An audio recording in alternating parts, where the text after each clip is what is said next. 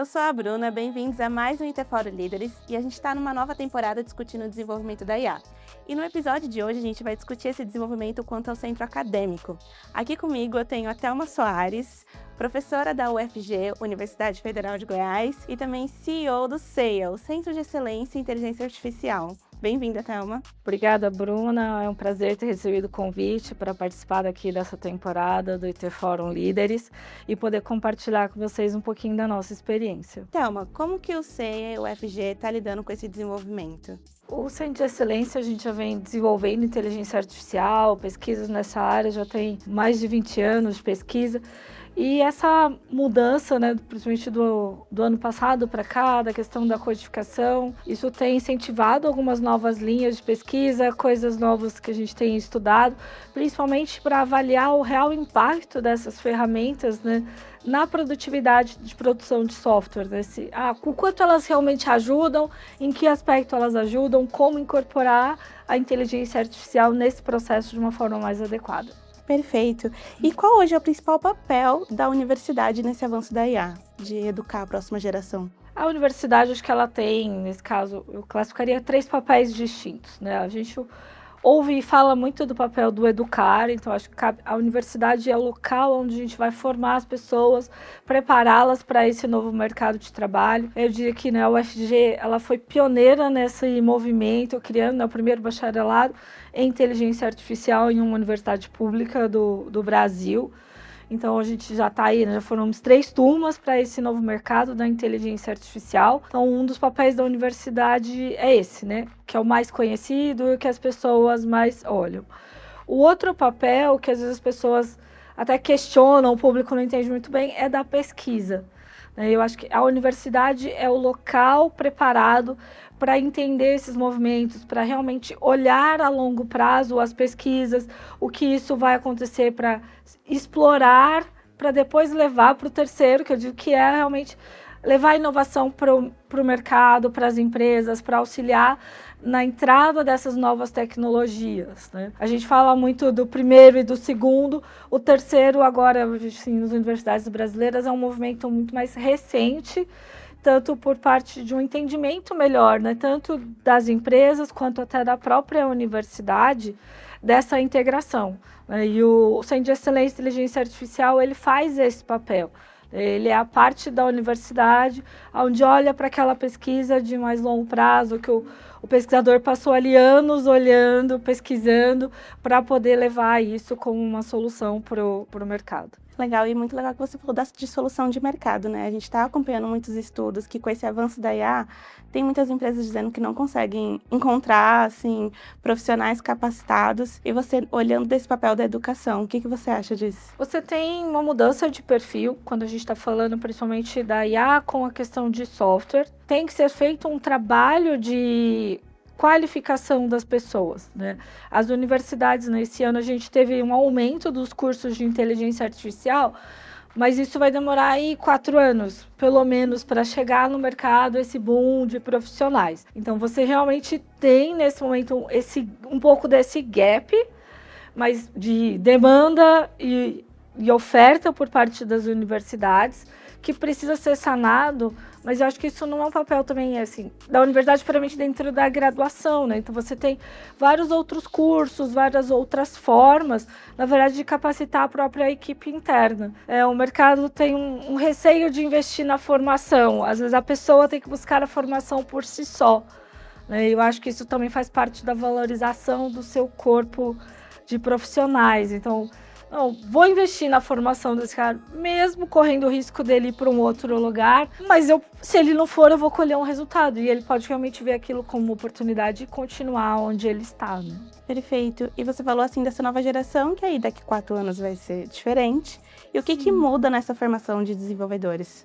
Olhando para essa nova área da inteligência artificial, a gente tem, com o software, influenciando o desenvolvimento de software, a gente tem conversado bastante, inclusive com empresas que são voltadas para a produção de software, que são especializadas nisso. E o que a gente vê, assim, que o profissional ele não vai mais poder ser aquele puro codificador, que pegava vamos dizer assim, tem que somar 2 números e ia lá e transformava isso numa linguagem do computador.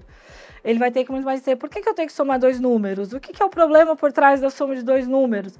Então, ele vai deixar de ser um programador simples para ser um projetista. Eu acho que essa mudança está aproximando aproximando até mais, né, a profissão da computação, da tecnologia da informação do engenheiro, né? Porque o engenheiro, normalmente ele vai ter que pensar, ele projeta e depois ele vai fazer isso. E aí um termo que a gente tem, que tem sido utilizado já nessa área que eu estou falando, que é a programação spec-driven, né? Você, na verdade, é orientado à especificação do problema. Você vai ter que saber especificar ou modelar, desenvolver, entender o problema para poder usar de forma adequada a inteligência artificial para acelerar o processo de desenvolvimento. Então, eu diria que para quem hoje está acostumado a ser um programador simples, que ele vai ter que começar cada vez mais a se envolver no negócio.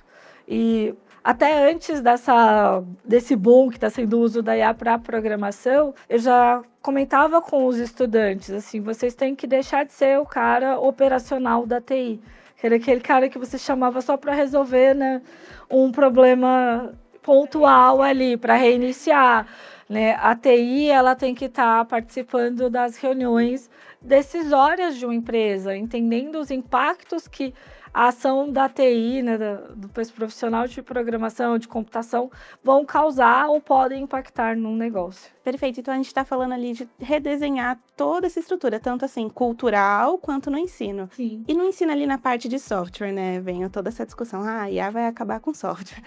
A IA não vai acabar com o software, né? O software vai continuar existindo, ele só vai ser um software construído de forma diferente. Mas, inclusive...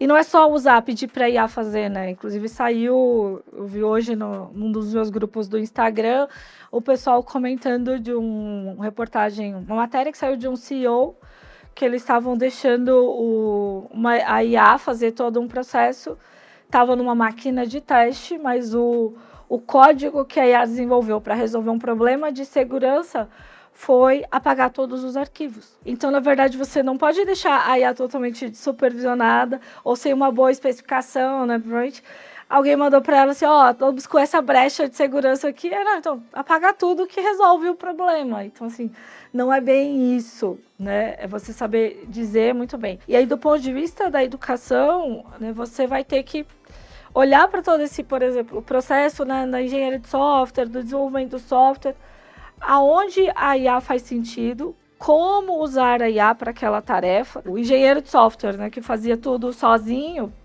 ele começar a entender como fazer um bom uso dessas ferramentas. A gente também agora está naquele ponto assim que está todo mundo usando de uma forma descontrolada. As pessoas estão muito no 880, né? E está se usando muito sem se medir os impactos, o quanto isso vai interferir, por exemplo, na manutenção do software depois. E aí, eu modifiquei o software, como é que eu reflito isso nas outras etapas?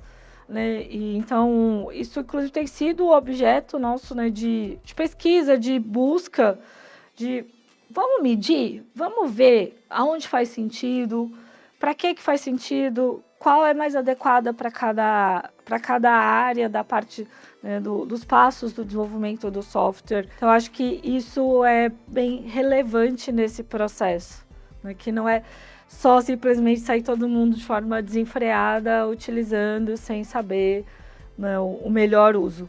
Tanto que você vê que profissionais mais experientes, eles realmente conseguem tirar bom uso.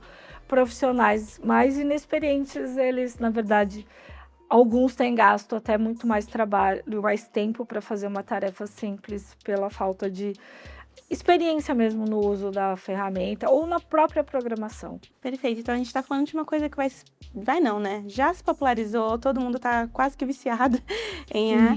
Então, o que vai diferenciar um bom programador nessa nova era? Eu acho que o que vai diferenciar o bom programador dessa nova era é aquele programador que realmente não está só programando, ele está entendendo, a gente falou, todo o processo da empresa, o que ele quer resolver ali por trás, que é realmente fazer a boa especificação de software.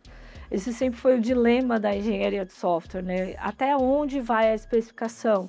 O que é uma boa especificação? Eu acho que isso vai ser o grande diferencial. É o quanto você consegue absorver do que o cliente está te passando, que é a necessidade dele, e transformar isso num software. Perfeito. Então, a gente está falando ali de necessidade de mercado, a gente vai mudar um pouquinho aqui o assunto e mais para esse viés de pesquisa. O que diferencia essa pesquisa, assim, para a gente saber como isso vai impactar no futuro, e uma pesquisa, assim, que é para dar uma resposta imediata para o que o mercado está precisando agora?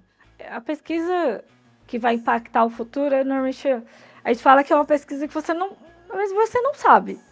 E ela é o que faz toda a diferença, né? Então, vamos falar, por exemplo, da inteligência artificial. As redes neurais, elas são pesquisadas desde 1950, 1960, você tem pesquisa na área de redes neurais. O próprio Transformers, né, que é o que é a base, né, que é o modelo de inteligência artificial de rede neural por trás dos modelos de linguagem que a gente tem hoje. Ele demorou mais de 10 anos para virar o que virou. Então, assim, são pesquisas em que alguém está ali dedicando o tempo dele, um pesquisador está ali estudando, e muitas vezes é realmente sem saber exatamente aonde vai chegar. É claro, ele quer resolver algum problema relevante, mas às vezes eu não sei nem quando e nem como exatamente isso vai impactar, né? Um outro exemplo saindo da computação, né? A questão do RNA mensageiro, que deu origem às vacinas da Covid que a gente usa. Na verdade, essas pesquisas elas não começaram ali.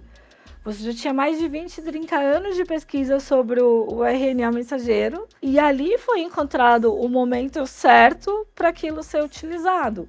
Então, eu acho que essa é a pesquisa de longo prazo, e é onde a gente tem que entender que a universidade ela precisa fazer isso.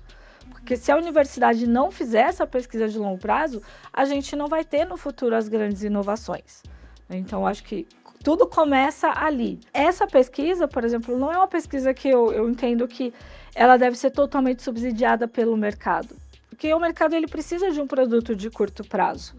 Então, é uma pesquisa que ela vai vir realmente do financiamentos de governo, às vezes de consórcios, de empresas que visualizam e entendem que você precisa fazer isso no longo prazo.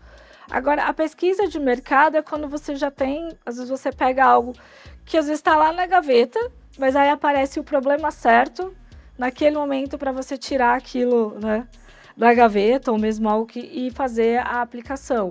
Então, é uma pesquisa mais voltada ao problema que está sendo trazido, e normalmente você vai usar algo que já foi feito de base para poder trazer uma resposta num curto prazo para uma empresa ou para algum novo negócio ou mesmo para uma nova necessidade, por exemplo, da área da saúde, né?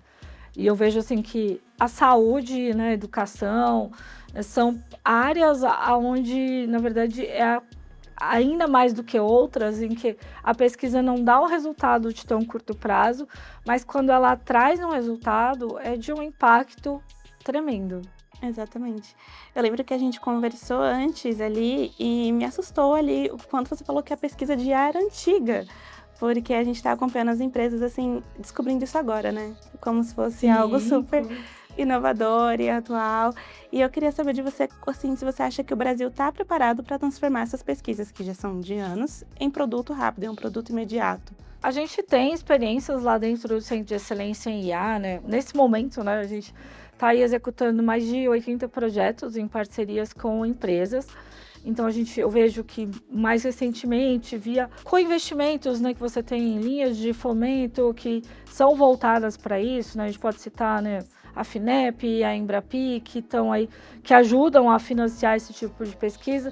Então, eu vejo que assim, nos últimos anos houve um avanço nesse sentido, mas a gente ainda tem vários outros problemas de dependência de coisas de fora. Então, por exemplo, mesmo para as empresas inovarem na inteligência artificial, você demanda uma infraestrutura que é cara, porque ela vem importada, ela vem de fora, e não é todo mundo que tem a condição de manter uma infraestrutura dessa. E aí você vai atrás e precisa usar, por exemplo, serviços de nuvem para hospedar e para executar, né, os modelos de inteligência artificial.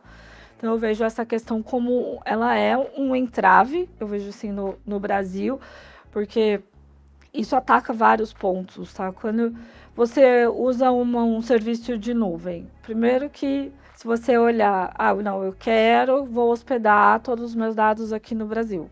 Isso tem um custo X. Mas se você hospedar lá fora, isso vai ter um custo Y que é menor do que X. Então, a gente ainda tem essa questão de que você, né, trazer uma certa... quero ter uma soberania. Não vou pôr fora do Brasil. Quero usar aqui dentro do Brasil, você ainda vai pagar mais caro por isso. Então, a gente tem esse revés dentro, né, da estrutura nossa de país. Um outro ponto é que, não sei quantas pessoas sabem, né, mas saiu uma reportagem domingo, se eu não me engano, no Globo.com, de que se você... vou pôr no data center da AWS aqui no Brasil. Mesmo assim, a AWS, por ser uma empresa americana, ela está sujeita às leis americanas. Então, se houver uma requisição por lei de fora ela está sob as leis americanas, se eles requisitarem, por exemplo, os dados, não importa quem está aqui no Brasil, esse dado vai ter que ser cedido ou aberto para empresas estrangeiras ou para nações estrangeiras, onde elas têm sede.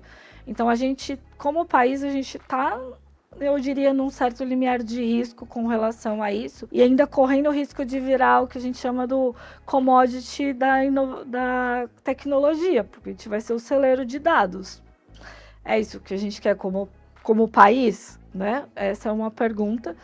E acho que isso dificulta também para as empresas, e a gente tem visto também o movimento de várias empresas voltando a ter os seus próprios data centers para se proteger dessas questões, né? E aí a gente também hoje é muito dependente de modelos, que a gente chama de modelos fundacionais, que são os modelos de base de fora, né? Porque a gente não tem nem para pesquisa uma infraestrutura para desenvolver um modelo próprio brasileiro.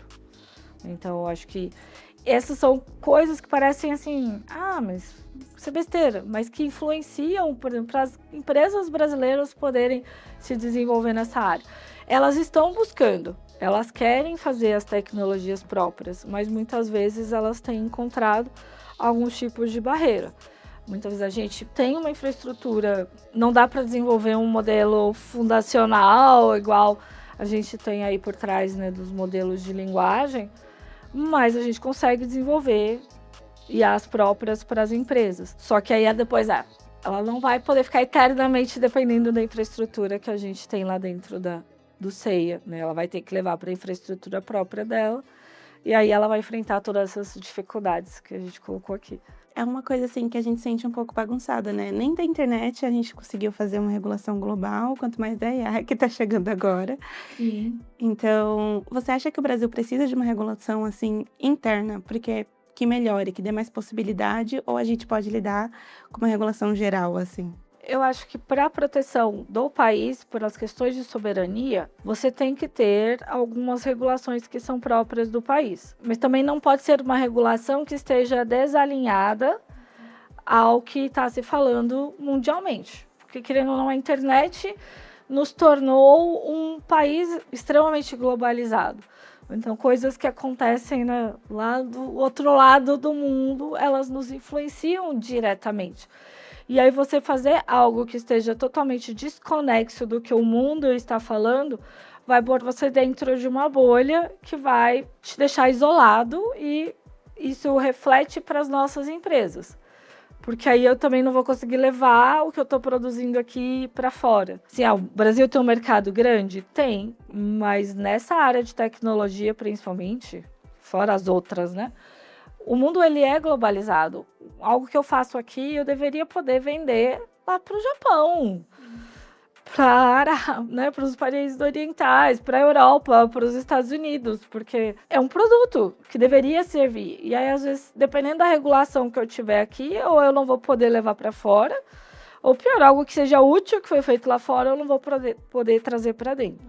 Mas eu acho que a nossa regulação, se eu vou dizer assim, ela tem que encontrar um equilíbrio entre a soberania, que é uma proteção dos dados, das informações, da diversidade que a gente tem, mas também não algo como que está sendo desenhado, que coloca qualquer pessoa que faça inteligência artificial com medo de ir para a cadeia. É muito mais dizer como eu posso usar e qual é o jeito correto de usar do que não pode usar. Né? Isso tá proibido, não vai fazer. E se você fizer e aí ia dizer alguma coisa errada, vai estar todo mundo preso. Sim, é importante ter uma regulação, mas regular errado muito cedo e errado prejudica, regular muito tarde você fica exposto. Então, eu acho que esse equilíbrio é bem importante e relevante nesse processo. É um controle para, como você falou, né? A gente não virar ali um celeiro de dados que não está ali realmente na corrida da IA. E uma coisa muito legal que o CEA faz é incentivar os alunos a, sim, trabalharem, criarem algo para exaltar essa soberania do Brasil. Sim. E o que você acha que o Brasil pode ajudar para esses alunos, assim, para a instituição acadêmica avançar na tecnologia e avançar o Brasil nisso? Eu acho que o Brasil, né, a gente poderia ter um investimento de infraestrutura nacional, mas que realmente não seja só, não estou falando só para acesso à pesquisa, mas algo com um modelo de negócio que possa ser utilizado pelas instituições de pesquisa, mas que também, por exemplo, startups tenham acesso a um processamento para fazer as suas soluções, deixar um tempo ali rodando até ela estar num momento em que ela possa ter a sua própria infraestrutura. Eu diria que seria um modelo de uma infraestrutura com um modelo de gestão mista, né, que atenderia tanto ao mercado privado quanto às pesquisas. Quando a gente fala dos estudantes, eu acho que um dos papéis do CEA tem sido colocar para esses estudantes de que, quando a gente está falando de pesquisa, o pesquisador ele não é só alguém que vai continuar na universidade ou num laboratório de pesquisa, mas que eu posso ser um pesquisador, eu posso estar pensando numa coisa disruptiva, nova, mas ir levando isso para ser um empreendedor, para ter um produto, para estar criando novos negócios, ter uma visão além da universidade, que é uma visão que você vê que é trabalhada em outras universidades, né, principalmente as americanas, né, o caráter empreendedor, né, você ter pesquisador trabalhando nas empresas, né, que você dentro das empresas pode ser pesquisador também, e eu acho que isso casa muito com o que a gente fala daquele profissional de TI que agora é um profissional estratégico. Então isso envolve pesquisa, isso envolve desenvolvimento. E sempre a gente incentiva, inclusive, as empresas parceiras a contratarem as pessoas que estão lá com a gente, né? Porque o nosso papel é formar pessoas também para atender as necessidades, né, que o mercado tem. Então, o CEA vive da formação de pessoas, então a gente sempre está formando profissionais dentro dos projetos para também atender, porque não adianta nada eu fazer um projeto para uma empresa e depois ela não conseguir dar sustentação para isso lá dentro. Então, eu acho que assim, um dos pontos como país é investir em infraestrutura.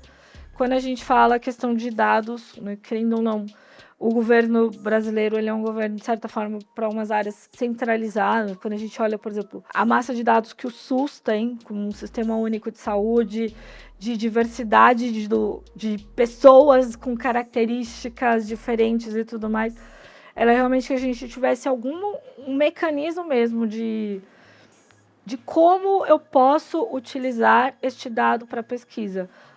Pessoal, esse aqui é o grande banco de dados, né, o Data Lake do Brasil, dos serviços públicos, devidamente com os critérios de segurança, e você vai poder utilizar esses dados seguindo esses determinados padrões. Então, muitas vezes a gente vê empresas da área de segurança, né, às vezes elas querem fazer alguma coisa que, quero detectar no estádio de futebol possíveis pessoas que já foram envolvidas em brigas, têm problemas, né, de relação à torcida, porque você melhoraria a segurança dentro dos estádios. Mas a única forma que eu tenho de fazer isso é se eu tivesse acesso a alguma base de dados que me informasse essas informações, que quem tem é o quê? A segurança pública do país. O Brasil, ele é um país de muita diversidade, a gente tem, querendo ou não, um governo que é centralizado, que tem acesso a muitas coisas, e que se a gente pudesse, como pesquisadores e profissionais de inteligência artificial, usar isso pro bem, né, seria muito legal. Inclusive, no acúmulo de dados, a gente é mais avançado que muitos países, né? Por ter muita coisa digitalizada, SUS, identidades. Então, a gente está falando de um incentivo que vai além do fiscal, né? Porque a gente tem a Lei do Bem, que traz um incentivo fiscal, mas um incentivo que traz ali, disponibiliza, né? A disponibilidade, eu acho que sim. Incentivos fiscais, o Brasil já tem vários. Apesar que eu vejo que falta, eu diria aí, publicidade, porque muitas vezes, uma empresa ela pode fazer uso, mas ela não sabe como fazer uso.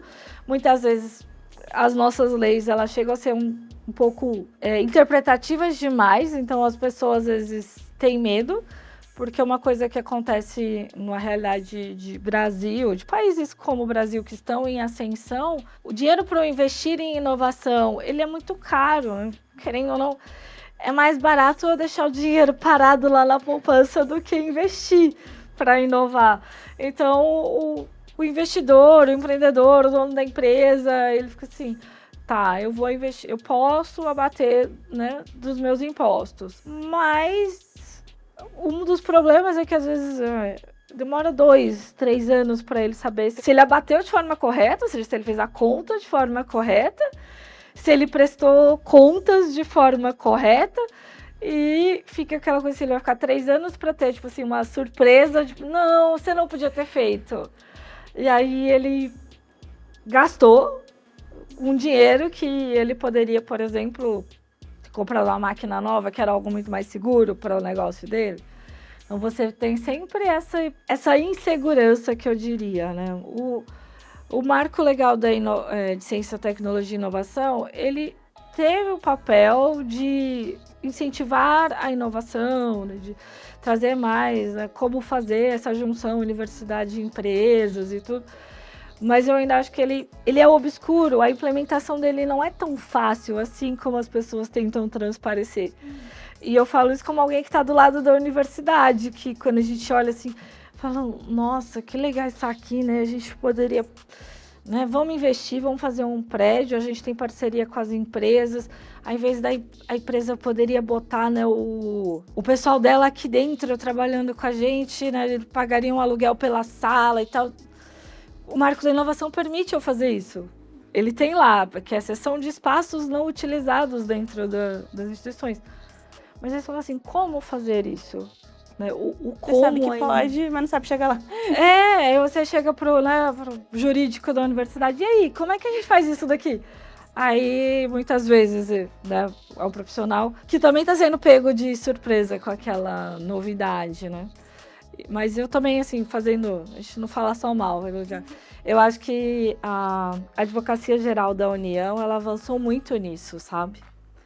De tá criando, né, meios para ajudar, né, nessas questões da inovação, estabelecer pontos legais para isso. Perfeito. Agora a gente vai voltar um pouquinho aqui para a Thelma como professora. O que você, assim, diria para os seus alunos? Ainda vale a pena saber, sim, codificar dados, saber fazer códigos? Ainda vale a pena? Eu diria que vale a pena para você poder ser um crítico do que a IA está te entregando. Pessoa que não sabe nada de programação, ela vai conseguir ir lá para a IA pedir e receber um código.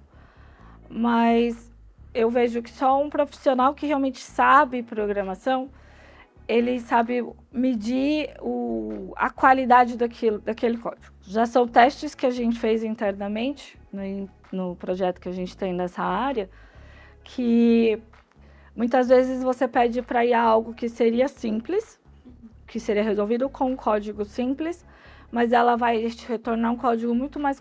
Ela retorna, às vezes, códigos muito mais complexos para resolver tarefas simples. Então, o profissional que sabe codificar, que conhece linguagem de programação, ele é o profissional que consegue ser crítico sobre isso. Então, eu diria que para um bom profissional de tecnologia da informação, de TI, de programação, ele precisa passar pelo trabalho hard de aprender o que é codificação. Aqui a gente já entra na minha próxima pergunta, que é analisando como um todo esses resultados. Você acha que a IA no desenvolvimento, ela ajuda ou ela atrapalha mais?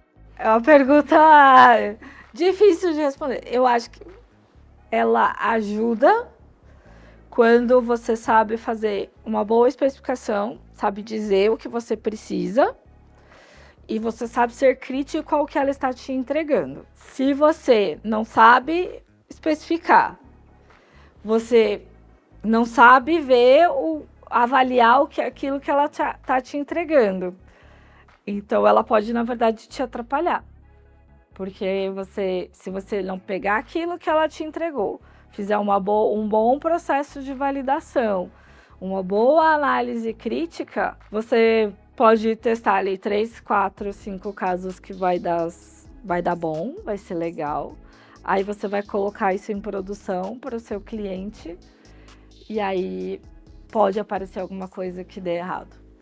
E deu algo muito errado. E é legal você estar a produção para o cliente, né? Que às vezes o cliente não quer saber se vai dar certo, se vai dar errado, ele quer saber do resultado rápido ali. Nessa ânsia por um produto mais imediato, você acha que pode gerar uma dependência pela IA no desenvolvimento? Eu acho que a busca por algo muito rápido, também muito acima do que seria, na verdade pode entregar soluções muito ruins. Porque você vai codificar muito rápido. Se não tiver um processo realmente de validação, você vai poder estar entregando um produto que no final vai ser muito ruim.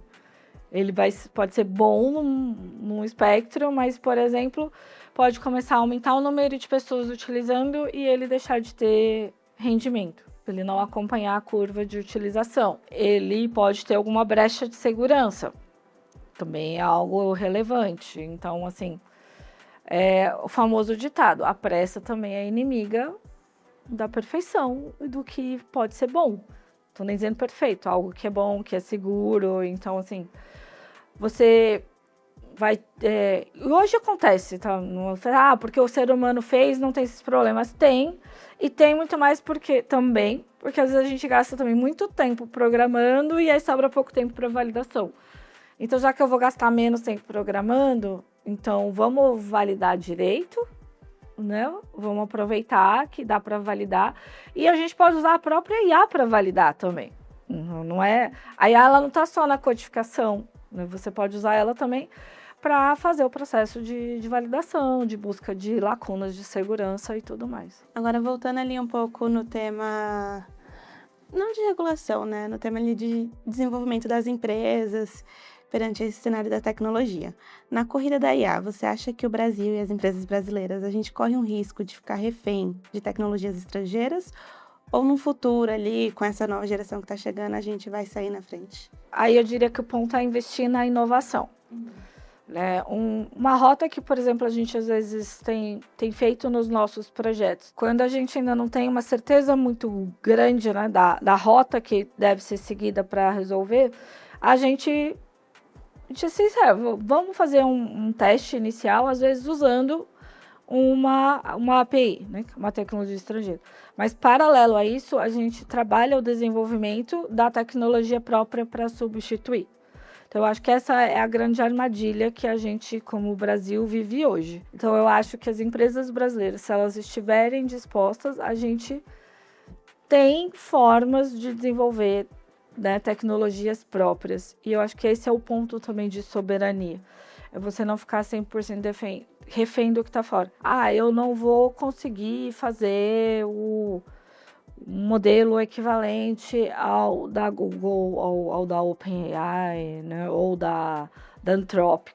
A gente não tem capacidade de infraestrutura, certo?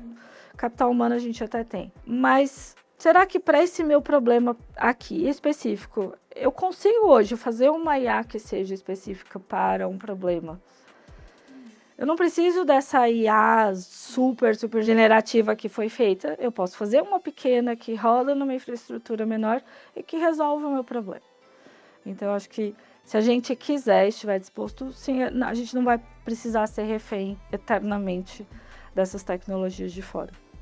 A gente começou a introduzir esses estudos da IA generativa agora para as empresas, para o público, e agora esse ano a gente já está falando de uma IA agêntica. Como que a academia conduz esse debate de mudança super rápida da generativa para a agêntica? Tá tudo mudando muito rápido e a gente busca sempre tá acompanhando. E como academia, a gente está indo atrás sempre de estar atualizado e de olho o mais rápido possível no que está acontecendo. É que tem sido, né, tanto para a academia, para o mercado, para tudo assim, mudanças muito rápidas. A gente falou, em novembro apareceu o OpenClaw e tá todo mundo agora desesperado no mercado e querendo usar. E aí já falei, gente, calma, menos desespero também, porque para nós que somos profissionais, a gente sabe que você colocar ele de qualquer jeito dentro do seu negócio, ele faz um estrago. Tem mudado muito rápido. A gente fala assim, dentro de grupos de estudo fora sala de aula extras, a gente tem procurado acompanhar sempre os tópicos mais relevantes. E é uma forma de você não ser dependente do modelo sala de aula, de ter que alterar uma disciplina, criar uma disciplina, é fazer esses grupos de estudo e abertos aos estudantes que tenham interesse. E a academia tem esse papel, né? Vocês vão liderar o grupo de estudo, vocês também vão tentar ali colocar um pouco de juízo na cabeça das corporações, a gente não precisa de tudo isso. E como você se sente ali com esse papel de liderar o debate ético da IA, assim, do avanço da IA? Eu acho que é um papel estratégico, e ele é importante, e é um papel da academia, da universidade. A gente fala, né, do ponto de vista nós somos agnósticos, a gente não vai cultuar ninguém, a gente tem esse papel de ser isento, agnóstico, de estudar, de ser crítico e de indicar qual é o melhor caminho, o que é o mais adequado, e a gente busca fazer esse papel e para passar essa noção também para os estudantes, né? E aí cada vez mais está vindo essas discussões, né? Até onde a gente pode ir, quais são os itens de segurança, os bloqueios que a gente precisa colocar para poder fazer isso de forma adequada. E nesse avanço ali contínuo e muito rápido, qual tendência de IA que você sente que está sendo subestimada e qual tendência você sente que está sendo superestimada? A IA mais antiga, ela é subestimada. Todo mundo hoje olha e fala, não, eu quero um agente, ou eu quero um modelo de linguagem, E muitas vezes, modelos mais simples conseguem resolver e às vezes trazem até mais o termo que a gente fala da explicabilidade. São muito mais explicáveis do porquê a IA está dando aquela resposta do que grandes modelos ou essas IAs, assim. Então, acho que as pessoas têm que... senso crítico aí, porque a IA é muito mais do que as IAs generativas que a gente vê e conhece. O que eu acho que é super estimado é quando o pessoal fala da IA generalista, né, da AGI. Esse apocalipse ou essa coisa super que vai resolver todos os problemas do mundo, né, vai resolver os problemas da saúde, da educação, Gente, eu não consigo resolver todos os problemas. Você não consegue. Você não é especialista da saúde. Por que eu acho que a gente vai ter uma super IA, poder de processamento para ter isso? Gente, é exorbitante. É uma coisa que a gente não tem. Talvez, quando a gente tiver o computador quântico com grande capacidade de processamento, pode ser que a gente venha a ter algo perto disso. Então, eu acho que as pessoas superestimam essa questão da AGI, né? Da IA generalista. E onde a gente está exatamente? A gente não está ali resolvendo todos os problemas do mundo, mas a gente também não está naquele início. Onde é que a gente está exatamente? Acho que a gente está no momento em que a IA ela é uma ferramenta. E, na verdade, eu diria que ela é uma caixa de ferramentas que consegue hoje resolver muitos problemas e, principalmente, resolver muitas tarefas que eram repetitivas. Então, a gente está nesse momento em que trabalhos muito repetitivos, né, que você faz aquela mesma coisa 20, 30 vezes no mesmo dia, é onde a IA tem o seu melhor desempenho e ela consegue ajudar realmente. Muito tem se falado da produtividade, mas ninguém tem medido realmente aonde a IA ajuda na produtividade. Essa tem sido uma questão que a gente tem discutido e tem conversado, principalmente dessa parte do software, né, que trouxe muito mais essa discussão para a mesa, onde a IA realmente traz ganho de produtividade e qual é esse ganho de produtividade. Que o cara está codificando muito mais linhas por hora, sim, tá fato. Mas não se sabe se esse código que foi gerado muito mais rápido, os impactos também dele, porque às vezes não deu tempo de medir ainda. Então, esse é um ponto que eu acho que a gente tem que medir. Toda a revolução industrial, toda a nova tecnologia, né? Isso eu falo assim, desde você sair do negócio de madeira para o negócio de ferro, você já teve mudanças. Né? Falando só de tecnologia como a gente conhece hoje, né? Você tem mudanças de profissões. E o que eu deixaria na lição, assim, nesse caso, não fique acomodado. Minha profissão vai acabar, meu mundo... O que eu posso fazer para continuar no mercado? O que eu posso fazer para continuar sendo produtivo, né? E ter o meu espaço. Eu acho que esse é um caminho. E aí muitas vezes algumas pessoas ficam assim, isso aí daqui a pouco vai morrer. Eu já diria, não por ser profissional de ela. É igual a internet lá atrás. Todo mundo disse que não ia dar certo. Eu acho que a IA ela já está consolidada, já está aí, está fazendo parte da nossa realidade e ela é uma caixa de ferramentas que pode ser utilizada, se bem utilizada, para resolver muitas coisas. A gente está acompanhando assim uma grande empolgação global, né, com a IA. Muitos dos layoffs acabam sendo por conta da IA. E a gente voltando lá para o início da conversa, a gente tinha comentado que daqui a uns 4 anos a gente vai ter pessoas especialistas, a gente vai ter essas pessoas que se adaptaram ao mercado de IA. Você acha que daqui, então, no futuro, a gente vai acalmar os ânimos, a empolgação vai melhorar, os layoffs vão parar, ou no cenário não é tão otimista? Não, tudo vai se estabilizar. Eu acho que, assim, você vai ter layoffs de um lado, mas você vai ter novas profissões e novas demandas de outro. Em todo o cenário, quando a gente olhar para a nossa história, uma hora a coisa vai equilibrar de novo, né? E a gente vai voltar a um processo de harmonia, oferta, né, procura e tudo se voltando aos eixos. Acho que é o que a história nos mostra quando a gente olha pro passado. Então ainda há esperança, né? Não, sim. E um dos pontos ali do desenvolvimento com a IA é sempre a questão do diferença do humano, né? Porque a IA, em tese, ela é neutra. Então, como evitar, assim, um conselho assim, para os estudantes, como evitar esse viés no desenvolvimento, na decodificação? Como seres humanos, o viés é algo natural nosso. A gente tem viés, seja pelo que os nossos pais nos ensinaram, seja pelo tipo de leitura, de sociedade em que você está envolvido, tudo isso gera o viés. Então, quando eu falo, a IA, ela está aprendendo com o quê? É com o que a nossa sociedade produziu. Então, quando a gente fala do viés, aí eu diria, para quem está desenvolvendo inteligência artificial, então, você vai, por exemplo, fazer... Né, o que normalmente gera as maiores discussões são as questões de discriminação. Né? Então, vamos pegar aí o reconhecimento facial, né? Você, por exemplo... porque a IA não reconheceu a pessoa de cor, né, de pele preta. Mas qual era a base de dados? Ou seja, quais eram as imagens, os exemplos de pessoas que essa IA tinha? Eram só de brancos caucasianos. Você está querendo que, por exemplo, vamos pegar uma criança, né? Uma criancinha. Você só mostrou fotos e ela só conhece pessoas brancas.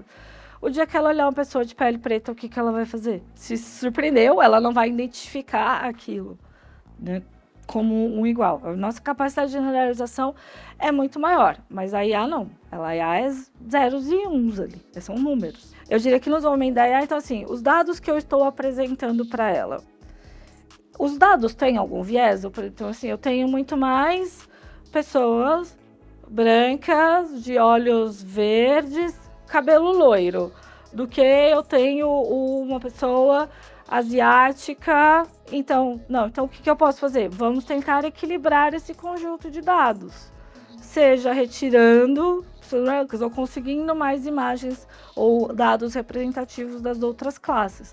Então essa é uma forma que a gente tem, uma das muitas formas que a gente tem para reduzir o viés dentro da inteligência artificial. Que eu diria, para o desenvolvedor de inteligência artificial, a primeira coisa é fazer uma boa análise e uma curadoria do que você está utilizando para a construção dessa inteligência artificial. Perfeito. E agora eu quero saber, assim, visão como professora nesse desenvolvimento da IA e visão como CEO. Como professora, eu tento ensinar para os estudantes o melhor uso, como usar a inteligência artificial. Inclusive, existe o grande debate do campo da educação, até onde a gente deve ou não permitir o uso da inteligência artificial. Foi, inclusive, uma discussão na época quando a gente entrou, né? A internet e os buscadores na nossa realidade, isso também impactou muito nesse processo do ensino. Então, para os estudantes, eu procuro, né, direcionar para o bom uso e pela transparência. Se você usou, diga que usou, onde usou, de que forma você utilizou. No desenvolvimento da IA, a gente trabalha na questão da ética, né, do cuidado com os dados, do respeito à privacidade. Então, isso são pontos que são discutidos. E da importância de fazer uma boa modelagem, um bom estudo do problema que você tá resolvendo. A CEO, ela busca parceiros estratégicos, fazer essas discussões a níveis governamentais, de regulamentação, de quais são os caminhos para que a IA possa realmente trazer benefícios para a população, para o crescimento das empresas e tudo mais. Então, esse é um pouco do papel e é tentar manter tudo equilibrado dentro de casa para a gente poder ser relevante nesse universo e fazer a diferença, né, para a nossa sociedade aqui, principalmente do Brasil. Perfeito. Muito obrigada, viu, Thelma? De nada. Muito obrigada por assistir mais um IT Fórum Líderes e você pode acompanhar esse e mais conteúdos no portal do IT Fórum.